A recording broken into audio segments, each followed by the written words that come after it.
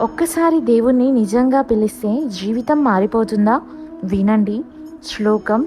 గురు నహత్వా హి మహానుభావాన్ శ్రేయో భోక్తుం భైక్ష మహిహ లోకే హత్వార్థ కామాంస్తు గురునిహైవ భుంజియా భోగన్ రుధిర ప్రాగ్ధన్.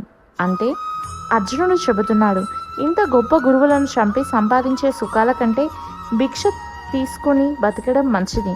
వారిని చంపి పొందే సుఖాలు రక్తంతో నిండినవే అని. మన జీవితంలో కూడా డబ్బు లాభం కోసం తప్పు చేయకూడదు. ధర్మం లేకుండా వచ్చిన విజయం అసలు సుఖాన్ని ఇవ్వదు. మీరు డబ్బు కోసం ధర్మాన్ని వదులుతారా? మీ అభిప్రాయాలను కామెంట్ చేయండి. ఇలాగే ప్రతిరోజు భగవద్గీత శ్లోకాలను సింపుల్గా తెలుసుకుందాం. హరే కృష్ణ.